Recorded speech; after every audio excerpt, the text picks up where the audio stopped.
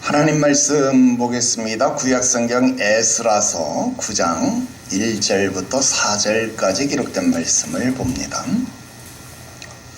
구약성경 에스라서 9장 1절부터 4절, 구약성경 723면에 기록되어져 있습니다.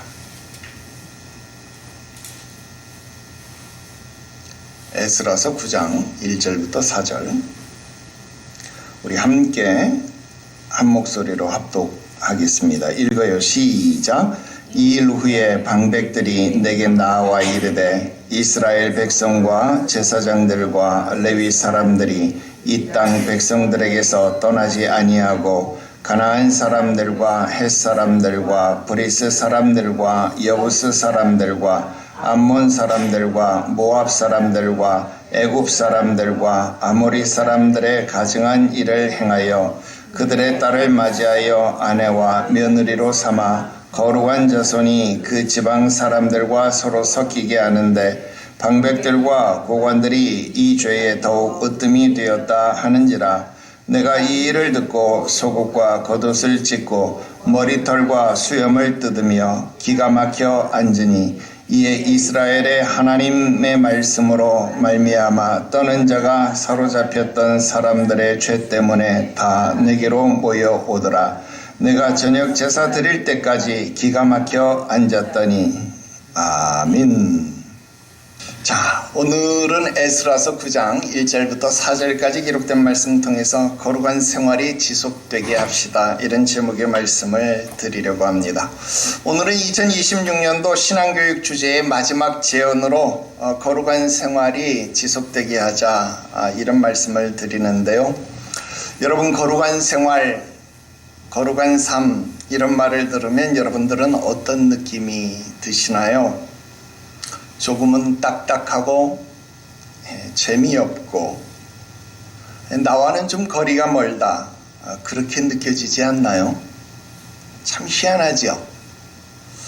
내가 거룩하니 너희도 거룩하라, 레위기에도 나와 있고 베드로전서 1장 16절에도 그렇게 말씀하고 있습니다. 그러니까 구약성경부터 신약성경까지 한 번도 초점이 흐트러지지 아니하고 성경은 우리들에게 이 거룩함에 대해서 이야기하고 있음에도 불구하고 우리는 애초부터 거룩함과는 거리가 먼 것처럼 느껴진다라는 것입니다.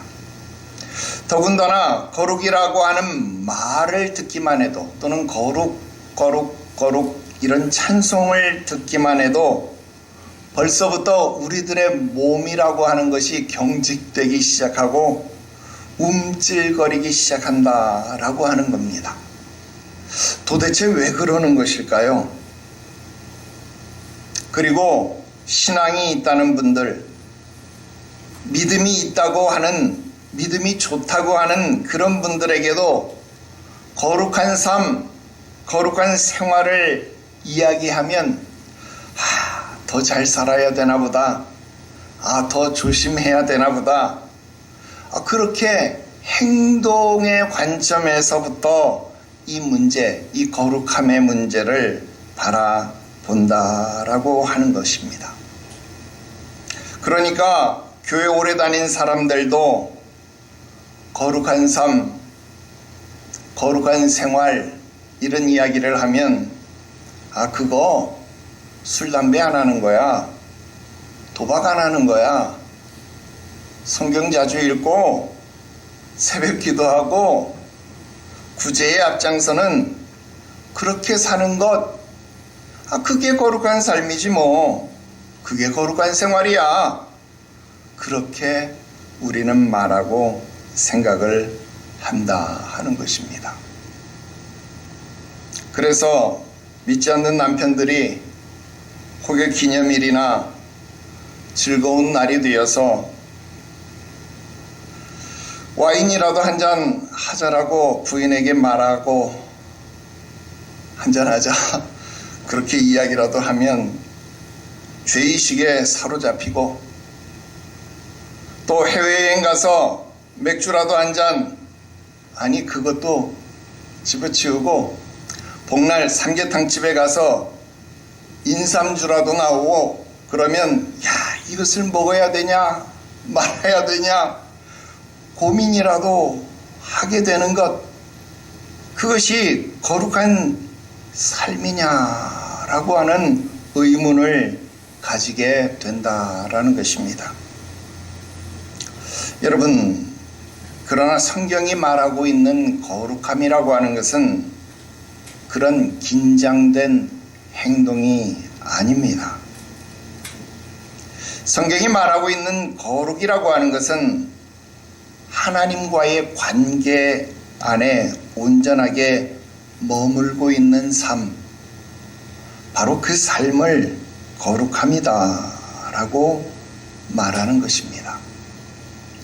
그래서 오늘 제목을 여러분 다시 한번 눈여겨보아야 합니다.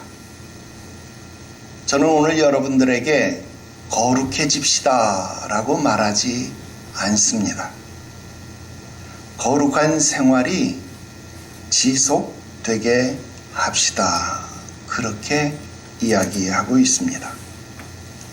그렇습니다. 우리의 삶, 우리의 신앙은요, 이미 구주 예수 그리스도로 말미암아서 하나님의 자녀, 그러니까 하나님의 자녀가 된 그 순간 이미 거룩한 관계 속에 들어와 있습니다.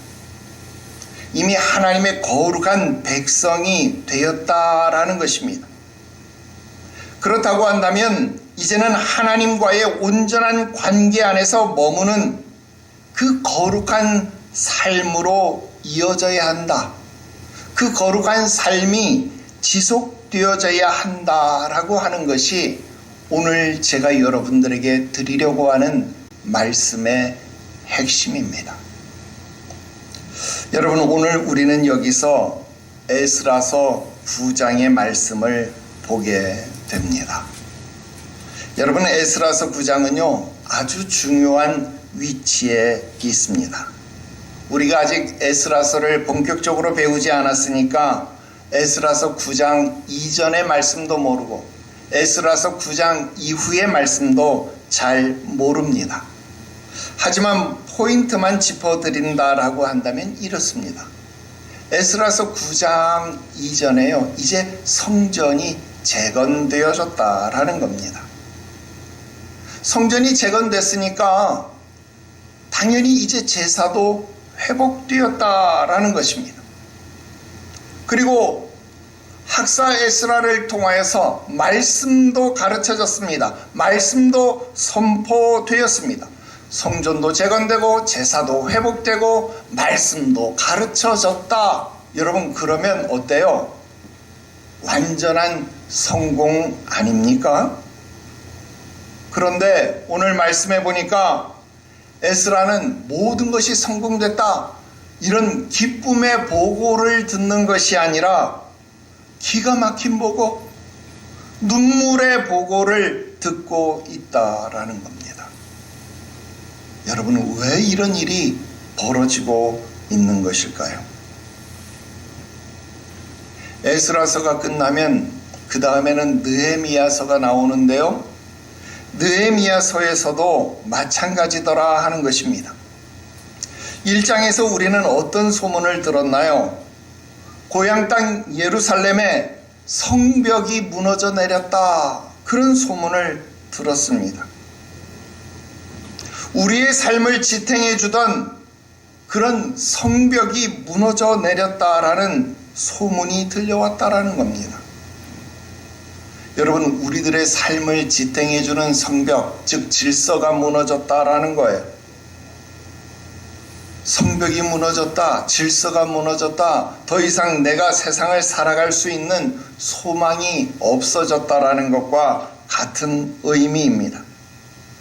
느헤미야는 너무나도 슬퍼서 주저앉아 울었습니다. 금식했습니다. 회개했습니다. 그리고 우여곡절 끝에 고향으로 돌아가서 무너진 성벽을 하나하나 쌓아 올렸습니다. 무너진 것들을 재건하고 중수했습니다. 그런데 삶의 경계선인 그 성벽이 재건되었음에도 불구하고 여러분, 이스라엘은 어떤 모습이었나요?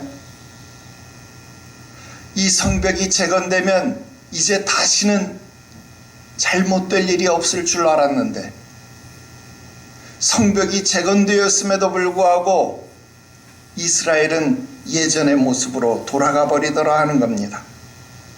성전의 질서는 붕괴되어서 여러분, 이방인들이 성전을 차지해 버렸습니다. 안식일의 규례는 무너져서 장사치들이 성전에 진을 치고 있었습니다. 이방인들과 통혼이 너무나도 자유로워졌다라는 겁니다. 그런데 누구 하나 책임지는 지도자들이 없더라 하는 겁니다. 에스라서도 그랬고 느헤미야서에도 그랬더라 하는 겁니다. 그렇다면 우리는 여기서 똑같은 함의점을 찾아볼 수 있습니다. 성전이 무너졌을 때 그것을 재건해도 그랬고, 성벽이 무너졌을 때 그것을 다시 쌓아 올려도 그랬고, 무슨 말일까요? 외형적인 것은 아무리 다시 쌓아 올려도 헛수고더라 그 말입니다. 여호와께서 집을 짓지 아니하면 집을 짓는 자들의 수고가 헛되고, 여호와께서 성을 지키지 아니하면 파수꾼들이 깨어 지키는 것이 헛수고다. 시편에 기록된 그 말씀이 그대로 맞다라는 것입니다. 외형적인 회복이 아무리 잘 되어 있다 할지라도 우리들의 삶의 거룩함이라고 하는 것은 얼마든지 무너질 수 있다라고 하는 것이 바로 오늘 에스라서 9장이 우리들에게 보여주고 있다는 것입니다. 느헤미야서 말씀, 아무리 성벽을 2겹, 3겹, 아니 1000만 겹을 쌓아 올린다고 할지라도 내가 하나님과의 관계에서 온전하게 머물러 있지 못한다라고 한다면 그 거룩함이라는 것은 말짱 도루묵, 말짱 헛수고 이런 것이다 라는 겁니다. 여러분, 반면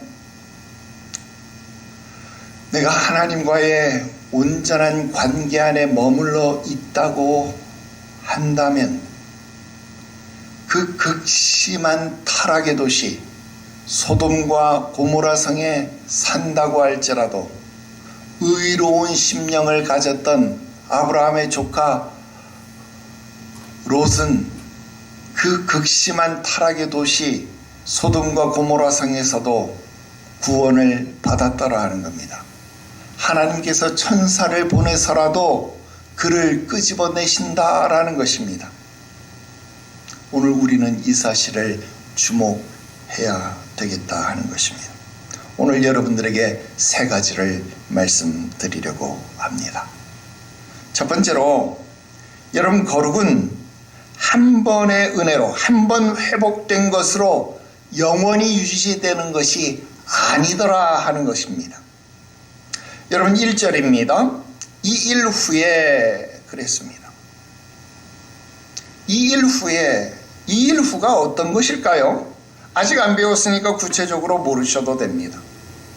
물론 여기서 이 일이라고 하는 것은 에스라가 바벨론에서 가져온 예물들을 성전의 제사장들에게 바친 일, 그리고 제사를 드린 일들을 말하는 겁니다. 또 에스라가 왕의 조서를 총독에게 보내서 도움을 받은 일들을 말하는 것입니다. 그러니까 대충 아주 중요한 일, 느헤미야서로 따지면 성벽 재건을 마친 일, 뭐 그런 일이 되겠지요. 요즘으로 말하면 우리가 은혜를 받은 일, 뭐 영적 각성을 이룬 일, 성전을 재건한 일, 성벽을 재건한 일, 하나님 앞에 회개한 일, 여러분 신령한 일, 영적인 일, 거룩함이라고 말할 수 있는 모든 일, 여러분 그러한 일들을 한 후에, 여러분 그러한 일들이 있은 후에, 그 그러한 일들이 있은 후에 일어난 상황들을 우리들에게 말해주고 있습니다. 여러분, 이 일 후에 일어난 일들이 무엇입니까? 두 가지를 말해주고 있는데요. 첫 번째는 고발의 대상을 말하고 있습니다. 고발의 대상 누군가요? 이스라엘의 백성과 제사장들과 레위 사람, 그렇게 말하고 있습니다. 즉 오늘날의 모든 종교인, 모든 그리스도인들을 말하는 겁니다. 그죠? 자, 이스라엘 백성, 그러니까 누굴까요? 그리스도인들을 다 말하는 것 아닙니까? 제사장, 레위 사람, 그럼 누구예요? 적어도 목회자, 또 장로, 모든 사람들 아닙니까? 그들 전부를 고발하고 있다는 거예요. 고발 내용 뭡니까? 그들이 이 땅의 백성들에게서 떠나지 아니하여 그랬습니다. 원어로 보니까 니브델루 이런 말인데 나누다, 분리하다 이런 뜻입니다. 이 백성들에게서 분리되지 못했다, 구분되지 못했다 그 말입니다. 즉 이 백성들에게서 구분되지 않았다 무슨 말입니까? 이스라엘 백성들은 할례 있는 자들인데 구분된 자들인데 구분되지 않았다는 거예요. 할례 없는 자들과 똑같았다라는 겁니다. 너희는 이 땅의 소금인데 소금이 맛을 잃은 자와 똑같이 산다는 거예요. 너희는 이 세상의 빛인데 그 빛을 잃은 자와 똑같이 살아간다 그 말입니다. 그 똑같이 살아가는 구분 없는 모습이 뭔가요? 2절에 그 내용이 기록되어져 있는데 이방인들하고 통혼했다, 섞이게 했다. 그런데 지도자들이 오히려 앞장섰다는 거예요. 그 죄에 오히려 앞장섰다는 겁니다. 여러분, 에스라는 이런 사실, 이런 고발 앞에서 옷을 찢고 머리털을 뜯고 주저앉았습니다. 왜냐하면 그는 말씀을 전했잖아요. 말씀을 들었으면 변할 줄 알았는데, 말씀을 가르치면 변할 줄 알았는데, 사람이 배우면 들었으면 변할 줄 알았는데 안 변했다는 거예요. 말씀을 들었고 예배를 드렸는데 삶의 방향이 전혀 안 변했다 이 말입니다. 여러분, 나중에 우리가 에스라서를 본격적으로 강의하면 찬찬히 깨닫게 되고 배우게 되겠지만, 여러분, 우리가 지난 시간에도 잠깐 그런 이야기 했지만 에스라는 포로로 잡혀갔잖아요. 바벨론의 포로로 잡혀가서 그곳에서 태어난 사람이다 그런 얘기 했었죠. 그죠? 자, 한번 생각해 보세요. 에스라는 자기와 상관도 없는 곳에서 말씀을 연구하던 제사장 가문에서 태어난 사람이다 그런 이야기 했잖아요. 예, 여러분, 자기와 상관도 없었던 곳에서 말씀을 연구하던 에스라가 말씀을 듣고 말씀을 연구하던 자가 말씀을 듣고 말씀을 가지고 왕의 명령을 가지고 예루살렘으로 왔잖아요. 그리고 말씀을 전하고 말씀을 가르쳤잖아요. 에스라 모습에서 누가 보여요? 예수님이 보여요. 이곳에서 이곳으로 왔어요. 전혀 상관없는 이곳으로 왕의 명령, 하나님의 명령을 따라서 말씀이신 그리스도가 말씀을 들고 오신 거예요. 그리고 말씀을 가르치신 거예요. 말씀을 들으면 이 사람들이 변할 줄 알았는데 변하지 않은 거예요. 그죠? 말씀을 들었고 이 산에서도 말고 저 산에서도 말고 참으로 하나님께 예배할 때 신령과 진정으로 예배할 것을 말씀하셨는데 그들은 다시 흐트러져 있었습니다. 여러분, 역사는 늘 반복되는 것이니까 그들도 그랬으니까 여러분, 우리도 또 그래야 되는 겁니까? 도무지 구분이 되지를 않는 겁니다. 소금이 되지 못하는 겁니다. 빛이 되지 못하는 겁니다. 성령을 받았는데 거듭났는데 도무지 우리의 죄악은 끝이 보이지 않는 겁니다. 우리 아까 찬송을 불렀습니다. 우리는 오늘도 넘어집니다. 우리는 또 그렇게 실수를 합니다. 그런데 아직도 교회의 시스템이 우리의 거룩을 지켜주리라고 그렇게 생각합니까? 교회 행사가, 교회의 구조가, 아니면 어떤 결단이 여러분들의 거룩함을 지켜줄 것이라고 그렇게 생각합니까? 아닙니다. 그 어떤 것도 자동으로 우리의 거룩을 지켜주지 못합니다. 여러분, 한번 새 옷을 입었다고 그 깨끗함이 평생 유지됩니까? 아닙니다. 갈아입지 않고 빨아입지 않으면 이 옷은 오염될 수밖에 없습니다. 갈아입어야 합니다. 빨아입어야 합니다. 그래야 깨끗함이 유지되는 것이다 라는 겁니다. 내가 한번 은혜 받았다고? 내가 한번 성령 충만 받았다고? 그 거룩함이 평생 유지되는 것 같으면 얼마나 좋겠어요. 그것 절대 아니다라는 것. 우리는 넘어진다라는 것. 우리는 실수한다는 것. 그것을 깨달아야 합니다. 두 번째 말씀 드립니다. 그 거룩함의 위기는요, 언제나 작은 타협에서부터 시작된다라는 겁니다. 에스라서 9장에 나온 문제는요, 갑작스러운 배도가 아니었습니다. 조금씩 허물어진 겁니다. 조금씩 허용된 관계, 조금씩 무뎌진 기준, 조금씩 흐려진 경계의 결과이더라 하는 겁니다.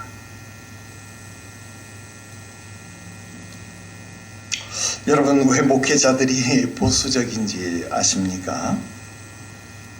그 조금의 허용을 하지 않으려고 몸부림치기 때문에 그렇습니다. 왜 자꾸 이런 일이 벌어지는지 모르지만 나도 목회자니까 뭐 이단 통일교, 뭐 신천지 뭐 이런 거 해체되고 뭐 그러는 거 당연히 찬성하고 그렇게 되면 좋겠습니다. 그런데 이런 것이 빌미가 돼버리면 나중에는요, 종교단체를 해산하고 해체하는 빌미가 되어질 수 있다 하는 겁니다. 그러니까 아무리 이단이라 할지라도 국가 권력에 의해서 또는 국가 지도자가 종교단체에 대해서 함부로 해산, 해체를 말하면 안 된다.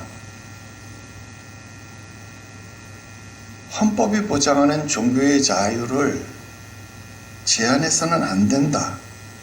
여러분, 이것이 대다수 목회자들이 갖는 생각입니다. 여러분, 특별히 우리가 2026년 에스라와 느헤미야서를 공부하면서 무너진 성벽을 재건하려고 하는 이유 분명합니다. 우리 삶의 경계를 분명히 하기 위해서다 하는 겁니다. 여러분, 성벽이 뭐예요? 성벽은 경계를 긋는 작업 아닙니까? 경계를 긋는다라고 하면 이걸 지나치게 또 이분법적인 논리로 양분하자? 아닙니다. 그런 말 아니에요. 여러분, 모호하고 애매하게 우리의 경계를 무너뜨리려는 사단의 전술을 경계하자라고 하는 겁니다. 여러분, 죄는요, 어느 날 갑자기 커지는 것이 아닙니다. 경계가 흐려질 때 죄는 자라나게 되더라 하는 겁니다. 여러분, 우리 신앙이 언제 무너지던가요? 교회는요, 한 번 빠지는 것이 어렵지 두 번 빠지고 세 번 빠지잖아요? 그러면 빠지는 거 쉬워집니다. 그래서 그 한 번을 빠지지 말자라는 것입니다. 그래서 경계를 긋는 것이 굉장히 중요합니다. 그래서 지금 또 제가 여기까지 말하잖아요. 여기까지 말하면 기존의 설교와 크게 다르지 않습니다. 서론에서 이야기했던 것처럼 그럼 내가 결단해야 되겠구나. 조금 더 잘 살아야 되겠구나. 긴장을 늦추지 말아야 되겠구나. 내가 행동거지를 똑바로 해야 되겠구나. 그래야 거룩해지겠구나. 여러분, 이렇게 돌아가 버린다라는 거예요. 이렇게 율법적으로 또 돌아가 버린다라는 겁니다. 이렇게 되면 오늘 설교는 또 도루묵이 된다 이 말입니다. 나는 그렇게 돌아가자라고 여러분들에게 말하는 것이 아니다 이 말이에요. 그래서 세 번째가 필요합니다. 세 번째 말씀드립니다. 거룩은 그럼 무엇이냐? 거룩은 결심이 아니라 은혜 앞에 머무는 태도입니다. 다시요. 거룩은 결단, 결심, 선언이 아니라 거룩은 하나님의 은혜 앞에 머무는 태도입니다. 하나님의 관계 앞에 서 있는 태도입니다. 이것을 알아야 합니다. 자, 오늘 에스라 9장의 고발 내용을 접수한 에스라의 반응이 무엇이었나요? 기가 막혔다는 거예요. 기가 막혔다는 거. 여러분, 얼마나 기가 막혔는지 3절에 보니까 기가 막혔다 그랬어요. 그런데 그 에스라가요, 4절 말씀에 보니까 저녁 때까지 기가 또 막혔대요. 여러분, 3절에도 기가 막혔고 4절까지도 기가 막혔대요. 그렇게 기가 막힌 에스라가요, 사람들에게 행한 설교, 즉 말씀의 선포가 무엇이었을까요? 사람들에게 몰아붙이는 설교였을까요? 너는 왜 그렇게 살았냐? 내가 니들 그렇게 가르쳤냐? 그렇게 몰아붙이는 설교였나요? 정죄하고 비판하는 설교였나요? 아니었습니다. 예전에 젊은 조상협이었으면 분명 그렇게 설교했을 겁니다. 그런데 이제 힘없고 늙은 늙지는 않았는데 이제 조금 완숙해진 익은 조상협은요, 이제 그렇게 안 하더라는 거예요. 에스라는요, 먼저 하나님 앞에서 자기가 무너지더라는 거예요. 자기가. 여러분, 이게 굉장히 중요했습니다. 읽지는 않았습니다만 6절 말씀에 나의 하나님이여, 내가 부끄럽고 낯이 뜨거워서 감히 나의 하나님을 향하여 얼굴을 들지 못하오니 이는 우리의 죄악이 많아 정수리에 넘치고 우리 허물이 커서 하늘에 미침이니이다 라고 말합니다. 그렇습니다. 여러분, 거룩은요, 이제부터 내가 잘 살겠습니다. 앞으로 내가 잘하겠습니다. 그런 선언도 아니고 그런 결단도 아니더라. 여러분, 그런 결단, 그런 선언 우리 수없이 많이 해보지 않았습니까? 그 결과 뭐예요? 작심 삼일. 그런 결단, 그런 결심, 그 결과는 작심 삼일이더라 하는 거예요. 여러분, 맨날 해봐도 안 되는 것. 그러니까 여러분, 거룩은 나하고 상관이 없는 것, 나하고 거리가 먼 것. 그래서 거룩은요, 남을 비판할 때나 남을 정죄할 때나 쓰는 것, 그렇게 생각하고 말더라 하는 것입니다. 그러나 거룩은 나하고 상관없는 것, 나하고 거리가 먼 것이 아니라,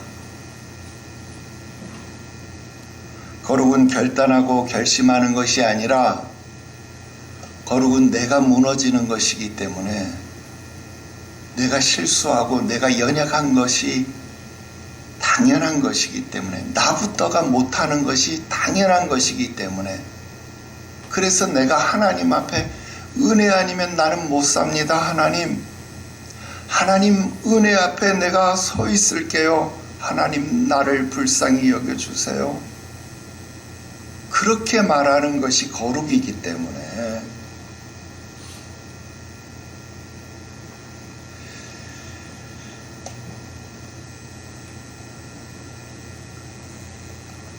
그래서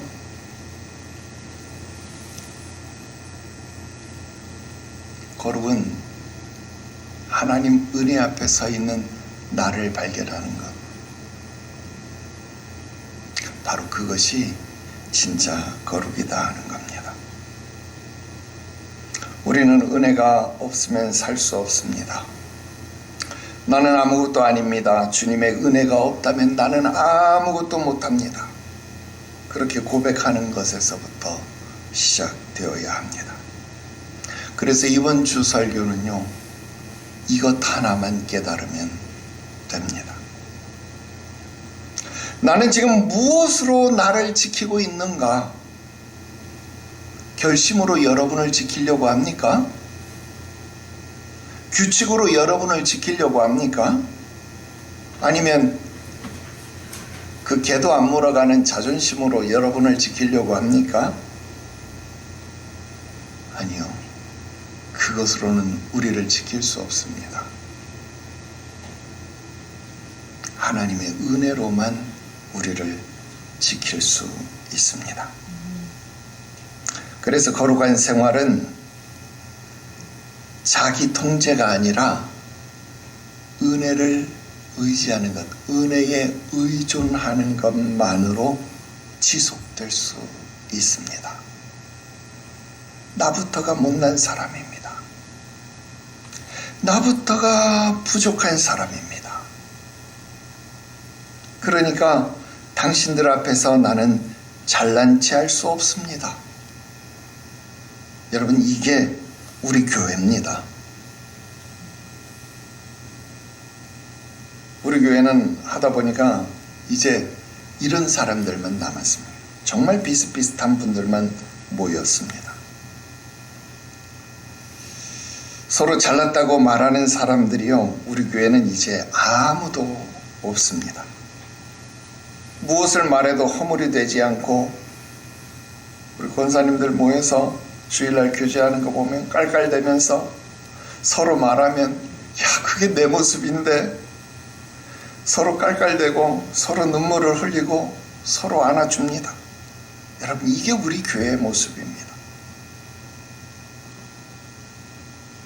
정말 가족이라는 말 이외에 그 어떤 것도 표현할 수 없는 그런 공동체와 나눔이 바로 우리 교회가 되었습니다. 사랑하는 제자 삼는 교회 성도 여러분, 에스라는 오늘 우리에게 이런 말을 하고 있습니다. 말씀의 회복만으로는 충분하지 않다. 성경 공부만으로도 안 된다. 삶의 자리까지 하나님 앞에 서야 한다.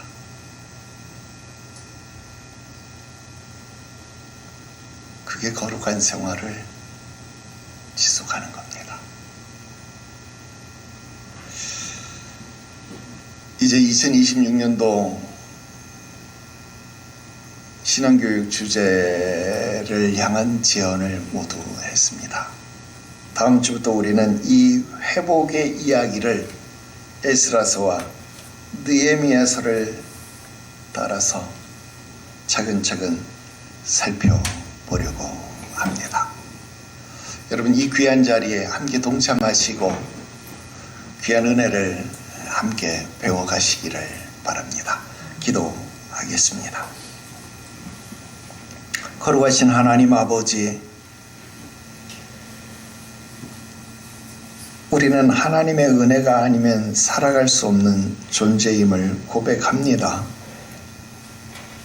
신작부터 이 사실을 깨달아야 했음에도 불구하고 겉멋이 들어서 끊임없이 나를 가리려고 했습니다. 세상의 지식으로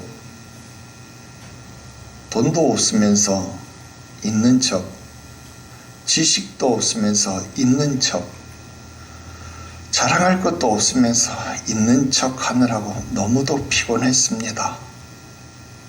우리의 상한 심령을 주님 어루만져 주시옵소서.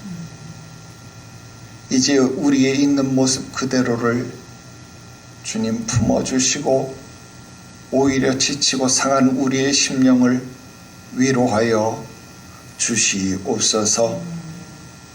이제 주님 없이 아무것도 할 수 없음을 고백하오니 우리의 힘이 되어 주시고 우리의 의지할 바가 되어 주시옵소서. 이제 진정 주의 마음 본받는 자, 주의 마음을 품는 자, 주의 마음을 따라가는 자 되게 하여 주시옵소서. 이제 주의 말씀하심을 따라 에스라의 말씀을, 느헤미야서의 말씀을 깊이 묵상할 때에 주의 성령으로 깨닫게 하여 주시옵시고 그 말씀을 따라 순종해 나갈 때에 우리를 향하신 하나님의 사랑을 더 깊이 느끼게 하여 주옵소서. 여호와를 기뻐하는 것이 너희의 힘이라 하였사오니 우리의 기쁨이 되어 주옵소서. 우리의 능력이 되어 주시옵소서. 2026년도 참된 회복이 우리의 가정에, 우리의 교회에, 우리 자녀들에게 임하여 나타나게 하시옵소서. 거룩하신 구주 예수님의 이름으로 기도드리옵나이다. 아멘.